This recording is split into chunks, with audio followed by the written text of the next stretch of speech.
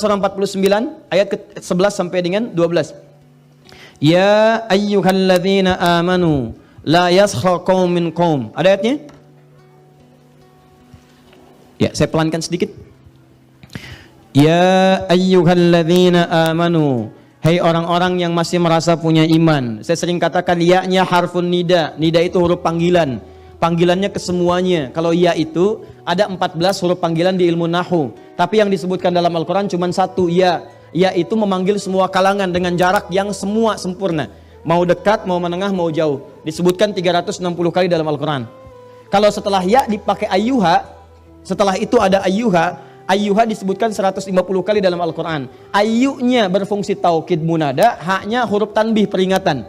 Jadi kalau ada ya setelah ya ada ayyuha, cara menerjemahkannya, perhatikan cara menerjemahkannya. Hei, saya peringatkan ya. Saya peringatkan, saya serius kata Allah. Saya panggil semua kalian tanpa kecuali. Baik kalian yang merasa sedang dekat dengan saya, menengah ataupun jauh. Siapa yang dipanggil? Alladzina amanu. Alladzina disebutkan 1080 kali dalam Al-Quran.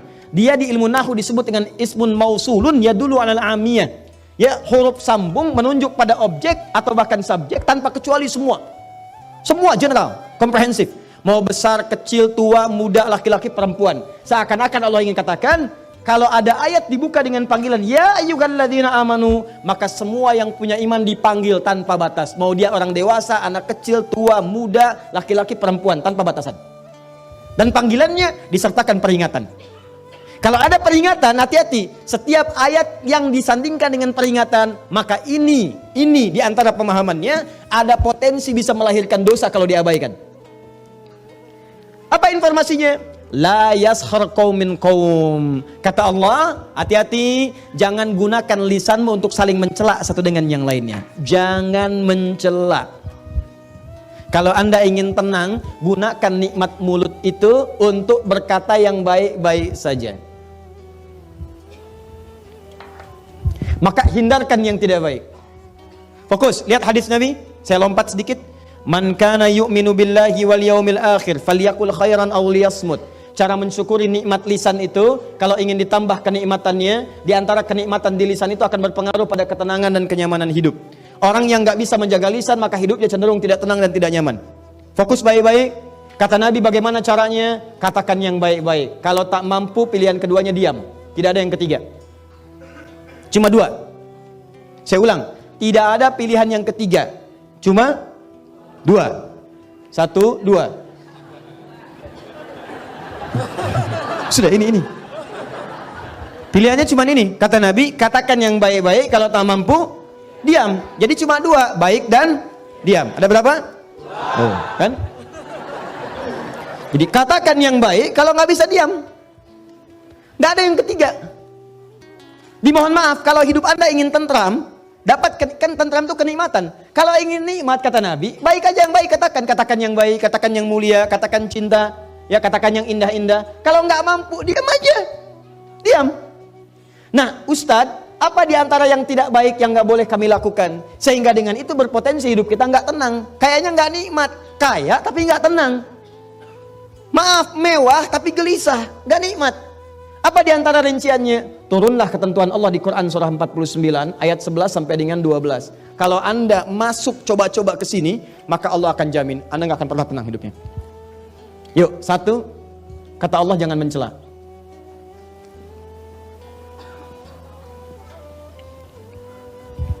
Merendahkan. Bukan dalam konteks mengingatkan, atau bukan dalam konteks mencela satu perbuatan yang memang dinafikan oleh agama. Ya, nanti ada celaan yang dibenarkan. Seperti Allah mencela perbuatan Fir'aun. Ya, Allah mencela perbuatan Qarun. Allah mencela perbuatan Abu Lahab. Ya, tabbat siada abi. Itu kan celaan. Ya, tapi ada yang tidak diperkenankan sama sekali. Untuk merendahkan pada sesuatu yang tidak dibenarkan. Ya, nggak ada hujan, nggak ada angin, mencela. Ya, mohon maaf sekali, mohon maaf ya.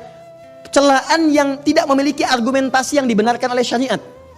Ya, karena iri hati mencela. Karena tidak ingin tersaingi mencela. Maaf sekali. Ya. Karena persoalan-persoalan kedudukan dunia, harta benda dan sebagainya muncul mencela. Yang paling berbahaya sekarang ini yang coba saya amati baik-baik. saya nggak habis pikir ini, ya. Ada orang yang kemudian belajar agama mencela. Itu yang agak saya susah pahami.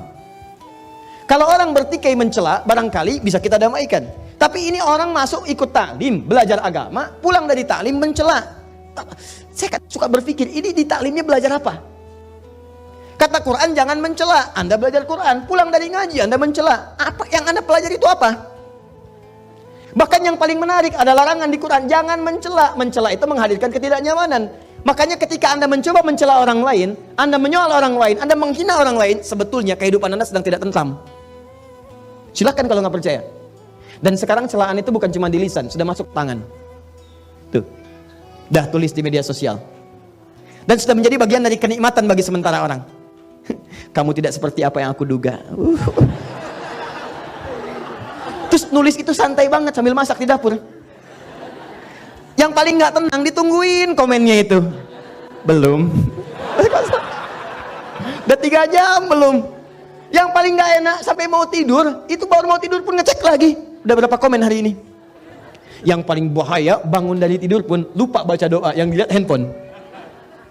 Ya, bahkan ada satu surat menyebutkan langsung, orang-orang seperti ini siang dan malam tidak akan tenang. Siang dan malam tidak akan tenang. Ya, pasangannya apa? Ghibah. Dan celakanya sekarang diperhalus.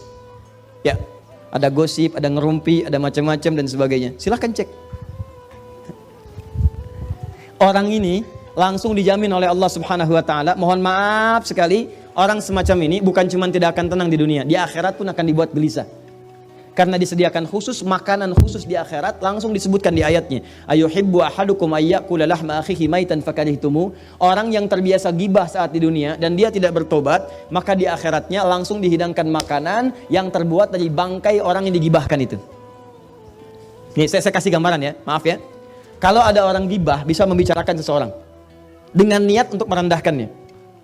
Begitu dibicarakan itu baru disebutkan namanya dengan niat tadi itu sudah memindahkan pahala. Di hadis Muslim, pindah pahala. Ya. Misal Anda bicarakan, jangan Anda lah, orang lain ya. Bisa bicarakan yang lain, begitu dibicarakan disebut namanya. Itu Adi Hidayat tuh. Ya, baru Adi Hidayat tuh. Ustadz bid'ahnya belum disebut. Ya. Tuh Adi Hidayat tuh, ya. Begitu disebutkan Adi Hidayat, itu langsung pindah pahala dia kepada saya. Seketika. Ya, seketika. Saya tidak